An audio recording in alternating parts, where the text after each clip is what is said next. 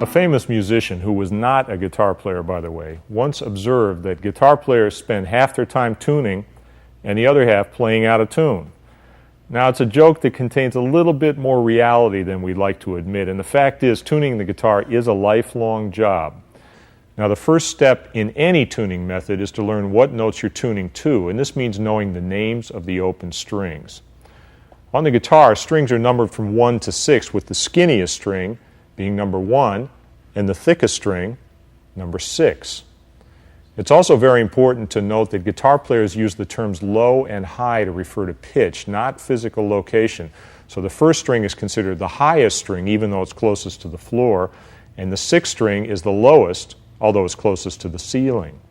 Knowing this will save you a lot of confusion when you talk to other guitar players. Now, both the 1st and the 6th strings are tuned to the same note, E, although they're in different octaves. The 5th string is tuned to A, the 4th string to D, the 3rd to G, and the 2nd string to B. A good way to memorize a bunch of notes like this is to use a sentence in which the first letter of each word is the name of a string. For example, even after dinner, giant boys eat. Technology has improved the lot of the guitar player in many ways, not the least of which is the way we tune up. With an electronic tuner, you can simply plug your guitar in or hold it next to the little microphone, hit a note, and line up the needle or the lights.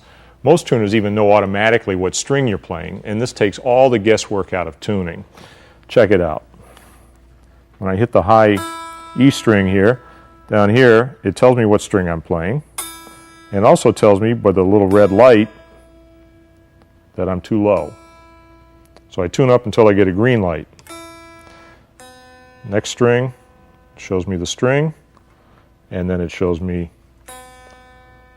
that I'm too high. Get the green light, and so on. So you can see it's basically just a matter of plugging in and follow the bouncing ball.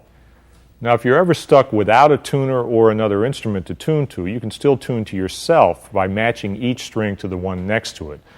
And this requires knowing your fret numbers. The fret closest to the end of the neck is number 1, and any note that's played behind it or toward the nut is identified as being at the 1st fret.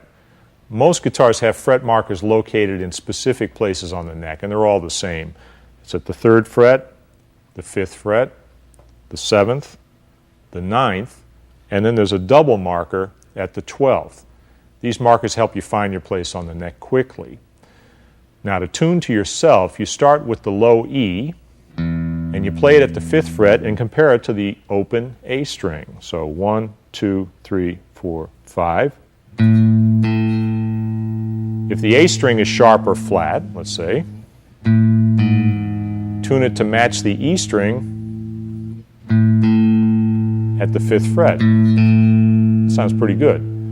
If the A string is flat, you bring it up. If it's sharp, you bring it down. Once they match, you do the same thing at the 5th fret of the A string. I think that D string is maybe a little flat.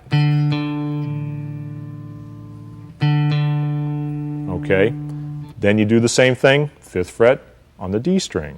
That sounds pretty good. Now, the one that's different is when you're going from the 3rd string to the 2nd.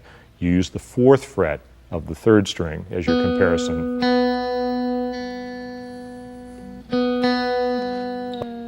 Sometimes it's a good idea to bring it way out and then back in gradually until it's in tune.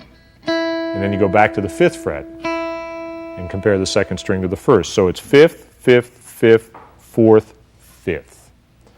Now, if you're comparing each string to the next like that, they should all be in tune with each other. If any one of them is a little bit out, it'll affect the rest of them. So this method does take a little practice, but this is the one that's used by most experienced guitar players. Now, once you know this method, you can use a tuning fork. And here's one right here. Usually these are tuned to A, which matches the open 5th string. And so here's the trick. Bang it on your knee. Hold it up next to the pickup, or if you're playing an acoustic, just put it up on the body of the guitar, and you hear that note? That's the pitch of the fifth string. Now, if that string is sharp or flat, you would tune it until you adjust it, check it again, and once it's in tune, you tune the rest of the strings by comparing them to the A string. Now remember, once the fifth string is in tune, don't change it, or then everything else will sound out of tune and you'll be back to square one. Now that you're in tune, we're ready to start playing, but it probably won't be too long before you notice your guitar starting to go out of tune again. This is normal, and it happens because you're stretching the strings, because the temperature or the humidity changes, or any number of other reasons.